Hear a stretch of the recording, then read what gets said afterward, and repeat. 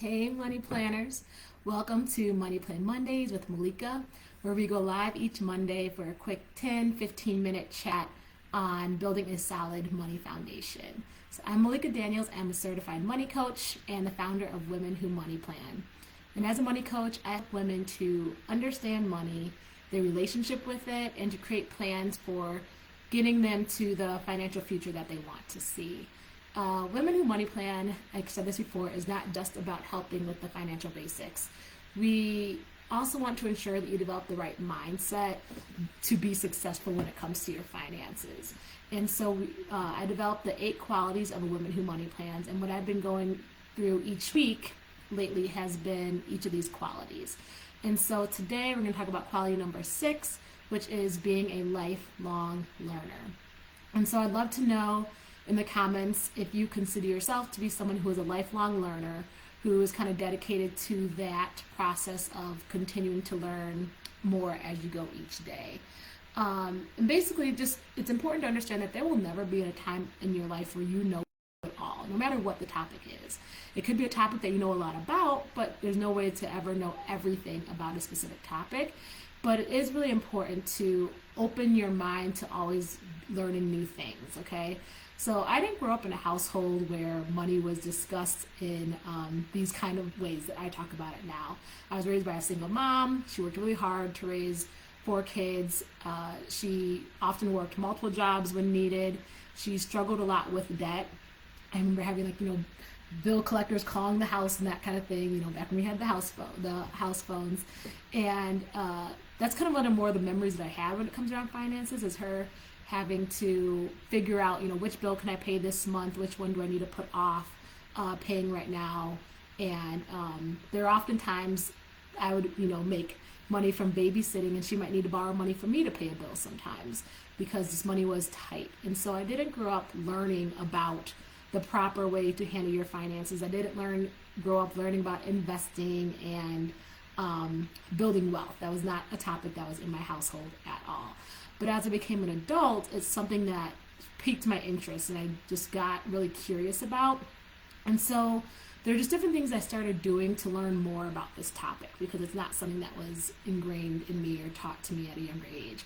So I started following different bloggers back then, started listening to people that were a part of the FIRE movement, which stands for Financial Independence, Retire Early. That really piqued my interest, and that's how I really started getting into finances. I also was a big, I used to listen to a lot of Dave Ramsey back in the day. I've kind of shifted from his philosophies now, but when I was first getting started, I was listening to a lot of Dave Ramsey. I really liked Clark Howard. He was someone that I listened to a lot as well, and a way to keep more of my money in my pocket. And I started reading a lot more books. I would read Dave Ramsey books. I would read Susie Orman books. There's any different finance books that I would hear about that would pique my interest. I would read those so that I could learn more about this topic that I didn't know, but I wanted to understand. And it wasn't something that I was willing to just say, oh, I didn't understand. I wasn't taught this when I was younger. It's just something I'll never be good at, something I'll never understand. I was dedicated to learning more about this topic. And so being a lifelong learner really can apply to all aspects of your life. It's not just about finances, but it's for anything that you want to improve on in your life, including your finances, your financial foundation. This is something that you can learn. It's not something that you're just born with. Some people aren't just born knowing how to handle money. Yes, some people are born with more money available to them, but that doesn't mean they're born knowing how to handle money. So just realize it's something that you can learn and you can cultivate and grow in. And if you are not that, if you don't have that strong a foundation in just yet, that does not mean that that's going to be your future when it comes to finances. You can change that and you can learn more about it. So first thing about what parts of finances there's to think about. You might want to learn more about debt and paying off debt. You might want to focus learning more about savings. You could learn more about increasing income, about how to improve your retirements, your ability to retire. You can learn more about investing, real estate. There's just all these different topics that you can focus on when it comes to finances, and it can be overwhelming because there are so many different aspects. But first think about what is it that piques your interest. Maybe it's investing. Maybe you decided, I don't know a lot about investing and I really want to learn. Maybe that's where you start. I know a good book that helped me get a little bit clearer with investing is The Simple Path to Wealth by J.L. Collins. That was really helpful for me with understanding investing a little bit better. There's also books, like Investing for Dummies and those kind of things. And I've definitely read some of those as well. Think about the resources that are out there to you on that topic, okay? So there's so many different avenues when it comes to learning about finances. Like I said, we have books, we have blogs, we have podcasts. Podcasts are a great way. And I don't know if you've seen my posts from yesterday. I shared the Money Doctor Izzy's, she had like a little TikTok about various podcasts that she listens to that help her to learn about finance topics. So there's so many different ways to learn, and it doesn't have to be a book that you're reading. You can do an audiobook and listen to it as well.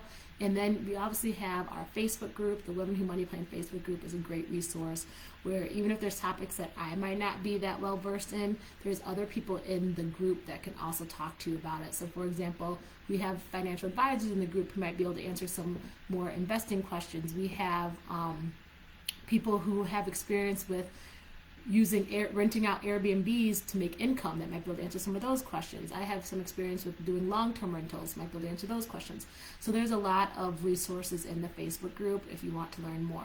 But I will encourage you, do not depend on social media for your learning, okay? If you are dedicated to really becoming a lifelong learner, think about other avenues that are great ways, like I mentioned, the books and podcasts and the people that are the experts out there that you can also learn from as well. So don't always just go to the social media, the TikToks and all that kind of stuff for your information. Making sure you're really vetting your resources and having some knowledge. And then it's always great to still, post questions in groups and ask other people's opinions and kind of hear what other people are doing. But you want to have some of your own foundation too. You don't just want to take people's word for it and believe what they're saying, because they can be feeding you a lot of BS sometimes on what they're saying is the best things to do when it comes to finances. So make sure you have your own solid foundations that you are aware. I will say too, is think about in your life of who you might know that has done really well with their finances. And maybe you have a close friend or a relative who you've seen them over the years, like, man, they really seem like they've got it together. Talk to them. We don't need to be scared to have money conversations. Money is not a taboo topic. It is okay.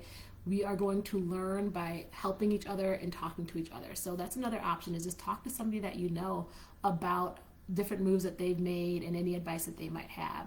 And also seek out the support of professionals.